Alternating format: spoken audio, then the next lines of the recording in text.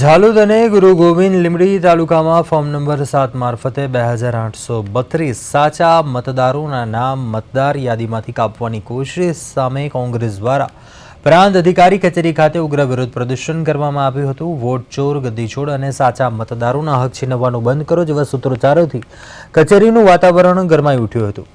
કોંગ્રેસે આરોપ લગાવ્યો હતો કે માત્ર 4 વ્યક્તિઓ દ્વારા કોઈ આધાર પુરાવા વગર મોટા પાયે ખોટી અરજીઓ કરી કોંગ્રેસ સમર્થક મતદારોને ટાર્ગેટ કરાયા છે।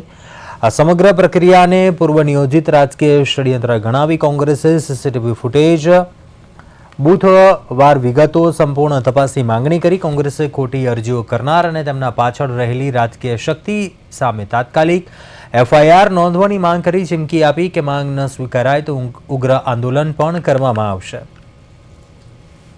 गुरु गोविंद लींबड़ी तरफ थी अमे सब अमरा पार्टी प्रमुख, अमरा माजी सांसद, अमरा कार्यकर्ताओं साथे आज खोटी एसआईआर ने लगती जो खोटी मतदार यादी में छेड़ा करवामां आव्या छे कि जे झालोदना 2832 मतदारों ने जे खोटा माणस होय खोटी रीते टूंक समय में सही करीने जे वांधा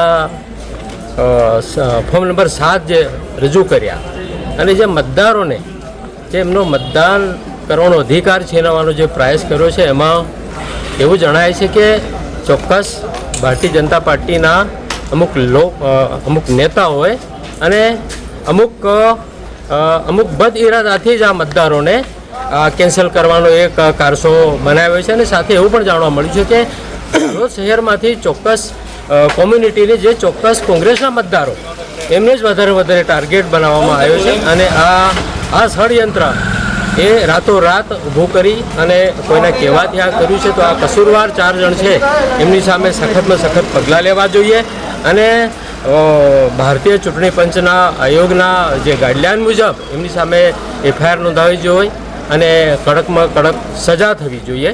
ડૉક્ટર મિતેશ ગરાસિયા, એક્સ-એમએલએ ઝાલોદ। આજે અમે ઝાલોદ તાલુકા કોંગ્રેસ સમિતિ વતી અને ગુરુ ગોવિંદ લીંબડી તાલુકા કોંગ્રેસ સમિતિ વતી પ્રાંત સાહેબને આવેદનપત્ર આપવા આવ્યા હતા કે એસઆઈઆર કાર્યક્રમની અંદર જે મતદારોના ખોટી રીતે નામ કમી કરવાની કોશિશ કરવામાં આવી રહી છે।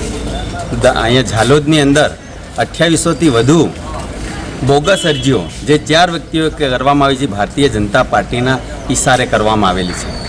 વોટનો હક અમને બાબા સાહેબ આંબેડકરે આપ્યો અને 18 વર્ષની ઉંમરે સ્વર્ગીય રાજીવ ગાંધીજી આપ્યો। આ ગરીબોના વોટનો હક છીનવીને ભાજપ સરકાર શું કરવા માંગે છે?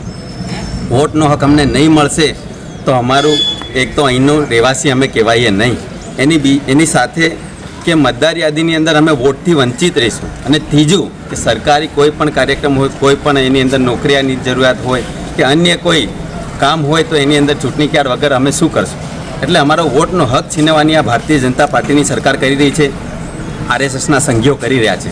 અને મામલતદારને પ્રાંતની અંદર રાત સુધી આ લોકો ખોટા ફોર્મો ભરે છે, બીજા લોકોની ખોટી સહીઓ કરીને ખોટા અહીંયા ફોર્મો જમા કરાવે છે કે અમારા વોટ કમી કરવા માટે। બીજું કે પ્રાંત સાહેબને અમે આજે આવેદનપત્ર આપ્યું કે સાહેબ અમને બૂથ વાઇઝ માહિતી આપો કે ફોર્મ નંબર 7 કેટલા આવ્યા છે, કેટલા વ્યક્તિઓના તમે નામો કમી કર્યા છે અને વિધાનસભાની અંદર કેટલા જણાના તમે નામો કમી કર્યા છે, બૂથ વાઇઝ કેટલાના નામો કમી કર્યા છે અને ભવિષ્યમાં કેટલાના નામો કમી કરવાના છે, આ માહિતી લેવા માટે અમે આવ્યા હતા। જે 4 વ્યક્તિઓએ ખોટી અરજીઓ આપી છે લોકોના નામો કમી કરવા માટે મતદાર યાદીમાંથી, એમનો અમે સીસીટીવી ફૂટેજ પણ માંગ્યું છે। જો સીસીટીવી ફૂટેજ આપવામાં નહીં આવે, બૂથ વાઇઝ મતદાર યાદીઓ અમને આપવામાં નહીં આવે અને આ મતદારોના નામ કમી કરવામાં આવશે તો અમે આ પ્રાંત કચેરીનો આવતા દિવસોમાં ઘેરાવ કરશું। અને આ ભારતીય જનતા પાર્ટી અને આરએસએસ જે લોકોના મતનું હનન કરવા માંગે છે, લોકશાહીને ખતમ કરવા માંગે છે, વોટ ચોરી કરીને જીતવા માંગે છે, ભારતીય જનતા પાર્ટી કોંગ્રેસની સામે સીધી કદી જીતી શકતી નથી।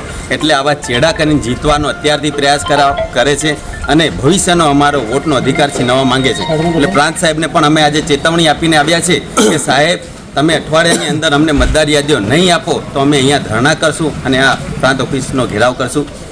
હર્ષદભાઈ નીનામા, દાહોદ જિલ્લા કોંગ્રેસ પ્રમુખ।